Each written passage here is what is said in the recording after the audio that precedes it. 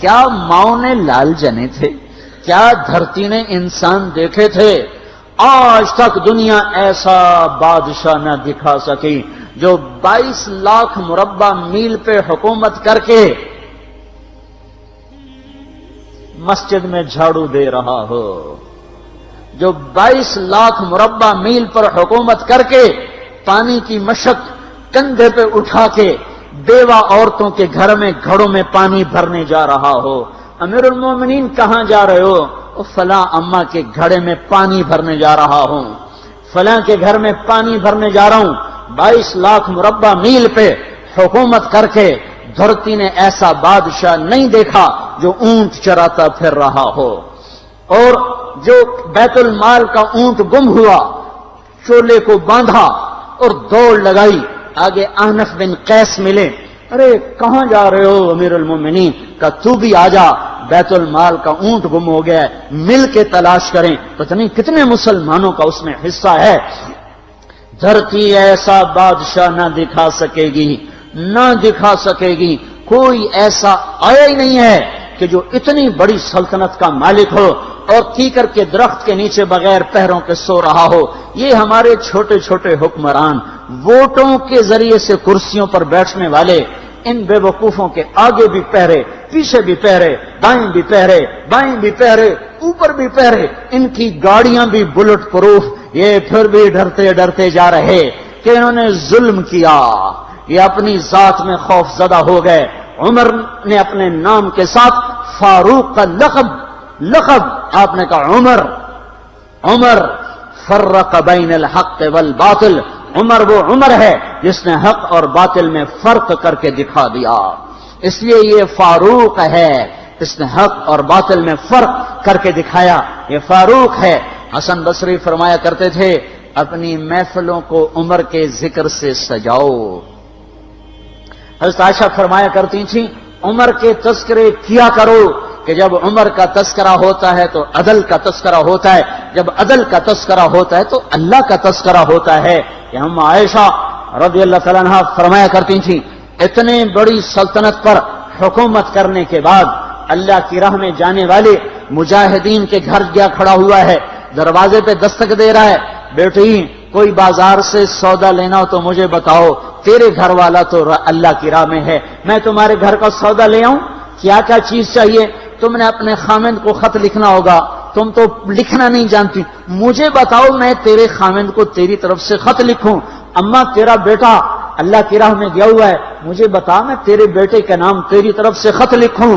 اتنی بڑی جس کے سامنے قیصر اور کسریٰ زیر و زبر ہو گئے، کج کلا، وہ زمین میں جا کے تہ خاک میں وہ سارے ہیرے لال جواہر، وہ زمین میں لوٹ پوٹ کرنے والا، کسریٰ کے تخت کو توڑنے والا اور روم کی طاقت کو توڑنے والا، آل ساسان کی طاقت کو توڑنے والا اور نوشیروان کے خزانے مدینے میں لانے والا اور خسرو پرویز کے خزانے مدینے میں لانے والا اور رومت الکبرى کے خزانے مدینے میں لانے والا خود اپنے کرتے میں 14 پیوند لے کے چل رہا ہے،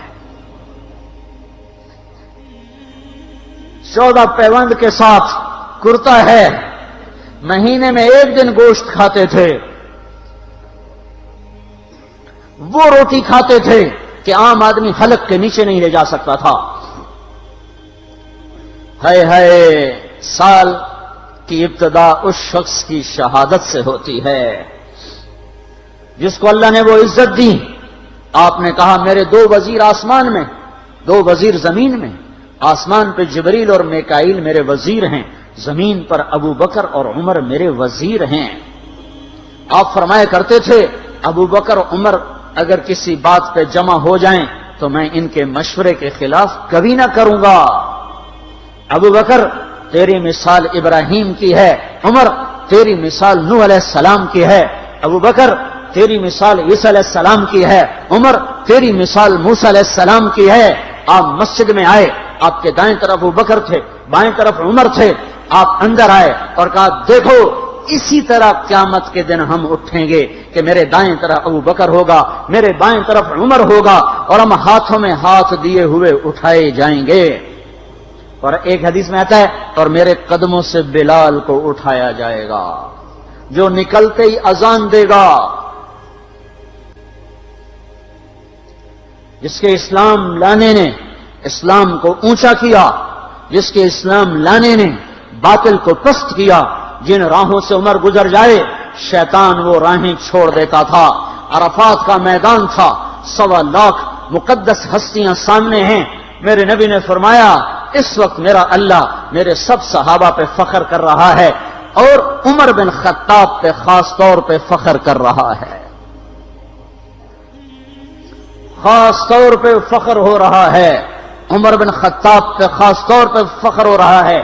میرے بعد کوئی نبی ہوتا عمر ہوتا۔ عمر، میں نے رات جنت میں محل دیکھا، ایک اینٹ موتی کی، ایک یاقوت کی، ایک زمرد کی۔ میں نے پوچھا یہ کس کا ہے؟ کہا گیا ایک قریشی کا ہے۔ میں کہا میں قریشی ہوں، اتنا خوبصورت محل ہے، میرا ہی ہوگا۔ جب جانے لگا تو فرشتے نے کہا یہ آپ کے غلام عمر بن خطاب کا ہے۔ وہ کیا مبارک لوگ ہیں کہ جنہیں نبی کے گھر میں قبر نصیب ہو، ایک طرف ایک ساتھی، ایک طرف دوسرا ساتھی، جن کو نبی کے دو پہلوؤں میں جگہ ملی ہو۔ وہ کیسی عظیم ہستیاں اتنی بڑی سلطنت کا مالک اور اتنے بڑے عدل کی نشانی بن کر مدینے میں مسجد میں بیٹھے رو رہے ہیں۔ امیر المومنین کیوں رو رہے ہو؟ کہا دجلہ کے کنارے کتا بھی پیاسا مر گیا تو پوچھ تو عمر کی ہوگی، فرات کے کنارے کتا بھی پیاسا مر گیا تو پوچھ تو عمر کی ہوگی۔ راتوں کو پہرے دیے جا رہے ہیں، راتوں کو خبرگیری کی جا رہی ہے۔ مدینے کے باہر ایک خیمہ ملتا ہے، چند بچے ملتے ہیں جو رو رہے ہیں۔ ایک عورت ہانڈی چڑھا کے ڈوئی پھیر رہی ہے۔ پوچھتے ہیں بہن یہ بچے کیوں رو رہے ہیں؟ کہ یہ بھوک سے رو رہے ہیں۔ ہانڈی میں کیا ہے؟ پانی، کچھ بھی نہیں۔ کیوں چڑھایا ہوا ہے؟ بہلانے کے لیے۔ سو جائیں گے روتے روتے، میرا اور عمر کا اللہ کے ہاں فیصلہ ہوگا۔ تو عمر کی ہچکیاں بن گئیں کہ عمر کو بہن تیرے حال کی کیا خبر؟ کہ پھر ہمارا بادشاہ کیوں بنا ہے؟ اگر ہمارے حال کی خبر نہیں لیتا تو ہمارا خلیفہ کیوں بنا ہے؟ پر لگ گئے، بیت المال سے سامان نکالا، بوری بھری، سر پہ اٹھائی، کمر پہ اٹھائی۔ غلام اسلم نے کہا میں اٹھاؤں؟ کہ قیامت کے دن بھی میرا وزن تو اٹھائے گا۔ اسی طرح بھاگے ہوئے آئے، پنیر نکالا، آٹا نکالا، گھی نکالا، شہد نکالا، ڈال کے ہانڈی میں نیچے آگ، خود دھواں گیلی لکڑیوں میں پھونکے مار مار مار آگ جلائی، حلوہ تیار کیا، پھر پلیٹوں میں ڈال ڈال کے بچوں کو کھلایا۔ وہ عورت کہنے لگی کاش عمر کی بجائے تو خلیفہ ہوتا۔ تو یہ نہیں کہا کہ میں ہی عمر ہوں، میں ہی عمر ہوں۔ فرمایا جب کل تو امیر المومنین سے ملے گی تو مجھے بھی وہیں دیکھ لے گی، مجھے بھی وہیں پا لے گی۔ پھر وہاں بیٹھ کے دیکھتے رہے، اٹھ کے چل دیے۔ بچے ہنسنے لگے، کھیلنے لگے تو اپنے غلام سے فرمایا میں نے انہیں روتا دیکھا تھا، میرا جی چاہا میں انہیں ہنستا بھی دیکھوں۔ 22 لاکھ مربع میل پہ اسلام پھیلا کر حکومت اس سے بھی بڑے علاقے میں لوگوں نے کی۔ چنگیز نے اس سے زیادہ فتوحات کی، محمود غزنوی نے اس سے زیادہ کی، سکندر تیمور نے اس سے زیادہ کی۔ پر فتوحات کر کے یوں خدمت کر رہا ہو، پانی بھر رہا ہو، اونٹ چرا رہا ہو، امامت کرا رہا ہو، 14 پیوند لگے کپڑوں کے ساتھ خلافت کے تخت پر بیٹھا ہوا ہو، یہ دھرتی میں پھر کوئی نہیں آئے گا۔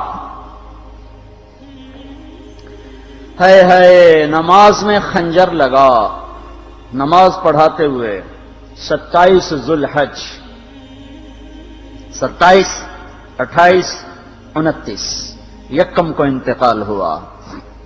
یکم محرم موت کے آثار گہرے نظر آئے۔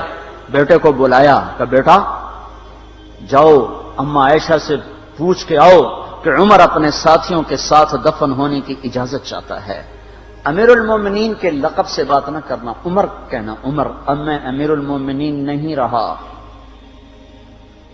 جب وہ پوچھنے گئے تو حضرت عائشہ رو رہی تھیں۔ انہوں نے عرض کیا اما جان میرا باپ اپنے ساتھیوں کا پڑوس چاہتا ہے۔ انہوں نے فرمایا یہ جگہ تو میں نے اپنے لیے رکھی تھی، لیکن اگر عمر چاہتے ہیں تو ان کو مجھ پر فضیلت ہے، میں ان کے لیے دستبردار ہوں۔ انہوں نے واپس آ کر خوشخبری سنائی، مبارک ہو اجازت مل گئی۔ کہ نہیں شاید میرے شرم میں اجازت دی ہو، جب مر جاؤں تو مجھے دوبارہ دروازے کے سامنے رکھ کر پھر جا کے پوچھنا، اس وقت اجازت ملے تو پھر لے جانا، ورنہ مجھے بقیع کی طرف لوٹا دینا۔ اتنے میں حضرت علی آئے، پریشان دیکھا، عمر کیوں موت سے ڈر گئے؟ کہ نہیں، موت کے بعد کی گھاٹی سے ڈر رہا ہوں۔ کہ ڈرو نہیں، میرے ان کانوں نے سنا ہے اور اتنی دفعہ سنا ہے کہ میں گن نہیں سکتا کہ اللہ کے نبی فرمایا کرتے تھے ابو بکر اور عمر جنت کے بڑی عمر کے لوگوں کے سردار ہیں۔ آپ نے فرمایا تو اس بات کی گواہی دے گا؟ کہ میں بھی دوں گا، میرا بیٹا حسن بھی دے گا۔ امام حسن بھی ساتھ تھے۔ کہ میں بھی دوں گا، میرا بیٹا حسن بھی گواہی دے گا۔ پھر بھی ہے جو جنت کی بشارتیں لیے ہوئے ہیں، 10 مبشرہ، ابو بکر جنتی، عمر جنتی، عثمان جنتی، علی جنتی، طلحہ جنتی، زبیر جنتی، ابو عبد الرحمن بن عوف جنتی، ابو عبیدہ بن جراح جنتی، سعید بن زید جنتی۔ آپ نے نام لے کر گن کر کہا، سنو ابو بکر جنتی ہے، عمر جنتی ہے، عثمان جنتی ہے، علی جنتی ہے، طلحہ جنتی ہے، زبیر جنتی ہے، سعد بن ابی وقاص جنتی ہے، عبد الرحمن بن عوف جنتی ہے، ابو عبیدہ بن جراح جنتی ہے، سعید بن زید جنتی ہے۔ میں ان سے راضی ہوں، لوگوں ان کا حق پہچانو، میں ان سے راضی ہوں۔ پھر آپ نے فرمایا اگر تم نے ان کے بارے میں کسی ایک کے بارے میں بھی دل میں بغض لے کر مر گئے، اور تم نے اتنی بندگی کی تھی کہ سوکھ کے کانٹا ہو گئے تھے، روزے اتنے رکھے تھے کہ پیٹ کمر کو لگ گیا تھا، سجدے اتنے کیے تھے کہ تمہارے ماتھے اور گھٹنوں پر پتھروں جیسے نشان پڑ گئے تھے، اتنا کچھ کر کے ان 10 میں سے کسی ایک کا بغض لے کر اگر تم مر گئے تو اللہ تمہیں منہ کے بل جہنم میں گرا دے گا۔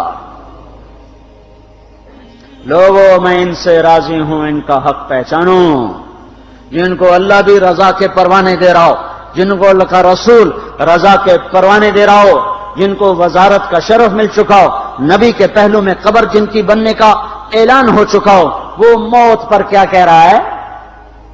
موت پہ کیا کہہ رہا ہے؟ اپنے بیٹے سے کہا میرا سر زمین پہ ڈال دے۔ ان کی گود میں سر تھا عبداللہ بن عمر، تو انہوں نے گود سے ہٹا کر پنڈلی پہ رکھ لیا، یہاں رکھ لیا۔ چلے گئے، کیا کہہ رہا ہوں سنتے نہیں ہو، زمین پہ ڈال دو۔ تو انہوں نے زمین پہ ڈالا تو اپنے چہرے کو مٹی میں رکھ دیا اور ایسے ملنے لگے اور کہنے لگے، اے میرے رب، اگر تو نے عمر کو معاف نہ کیا تو عمر ہلاک ہو جائے۔ ویل لک یا عمر ولامک ان لم یغفر لک ربک، عمر تیری ہلاکت ہے اگر تیرے رب نے تجھے معاف نہ کیا۔ یہ کہتے جان دے دی۔ 22 لاکھ مربع میل میں اسلام کو زندہ کرنے والا، این حالت نماز میں زخم کھا کے گرنے والا، مطلوب مصطفیٰ، وزیر مصطفیٰ، جنت کی خوشخبریاں لے کر پھر موت پر یوں کہہ رہا ہو، اللہ تو نے معاف نہ کیا تو میرا کیا بنے گا؟ کیا بے طلبی ہے۔ ان کے بیٹے خلافت کے اہل، ان کے بہنوئی سعید بن زید 10 مبشرہ میں سے دونوں کے نام کاٹ دیے کہ یہ 6 ہیں جن سے اللہ کا رسول راضی تھا، جس کو چاہو خلیفہ بنا دو، جس کو چاہو حکومت دے دو، نہ میرے بیٹے کو ملے گی نہ سعید بن زید کو ملے گی۔ کسی نے کہا شوشہ چھوڑا، آپ کا بیٹا بھی تو بہت قابل ہے، اسی کو بنا دیں۔ تو اسے تو طلاق دینا نہیں آتا، حکومت کہاں سے چلائے گا؟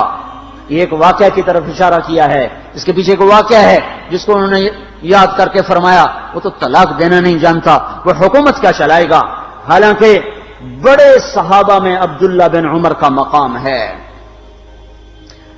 ہے جنازہ صہیب رومی نے پڑھایا، دروازے کے سامنے لا کے رکھ دیا گیا، سب لوگ جنازے کے ساتھ کھڑے ہو گئے، عبداللہ بن عمر اکیلے آگے گئے، دروازے پر دستک دی، کہا اما جان میرا باپ عمر بن خطاب دروازے پہ حاضر ہو چکا ہے، اندر آنے کی اجازت چاہتا ہے۔ تو عائشہ رضی اللہ تعالیٰ نے اپنی چادر کو اٹھایا اور روتے ہوئے باہر نکل گئیں۔ پھر لوگ اندر داخل ہوئے، قبر کھودی گئی، قبر کھودتے ہوئے عبداللہ بن عباس بھی قبر کے کھودنے میں شریک تھے، تو کہتے میرے کندھے پہ کسی نے ہاتھ رکھا، میں نے پیچھے مڑ کے دیکھا تو علی رضی اللہ تعالیٰ عنہ کھڑے رو رہے تھے اور فرما رہے تھے مجھے پتا تھا تو یہیں آئے گا، یہاں تیرے سوا کوئی نہیں آ سکتا، کہ میں نے ایک دفعہ نہیں کتنی دفعہ میں نے اللہ کے نبی سے یہ بات کا تکرار سنا، میں ابو بکر اور عمر، اس کا اتنا تکرار سنا ہے میں نے کہ مجھے یقین تھا یہیں آئے گا، تو اور کہیں نہیں جا سکتا۔ میرے بھائیو، غفلت سے باہر آ جائیں، یہ دھوکے کا گھر، یہ مچھر کا پر، یہ مکڑی کا جالا، یہ دنیا کہیں ہمیں ہلاک نہ کر دے۔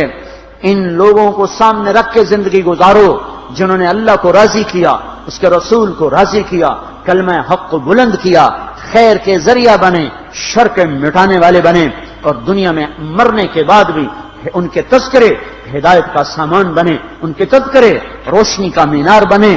ان کے پیچھے چلو، مغرب کے اندھیروں کی طرف مت دوڑو، وہاں تو سورج بھی ڈوب جاتا ہے، مغرب میں تو سورج بھی ڈوب جاتا ہے، اور تمہیں پکار کے کہتا ہے مغرب کی طرف نہ آنا، ادھر اندھیرا ہے، میں یہاں گم ہو گیا، تم کون سا سراغ ڈھونڈنے آئے ہو؟ دوڑو اللہ اس کے رسول کی پاک زندگی کی طرف، اس کے پاک صحابہ کی زندگی کی طرف، جن کو اللہ نے مرنے سے پہلے جنت ہاتھ میں دے دی، جنت کی بشارت دے دی۔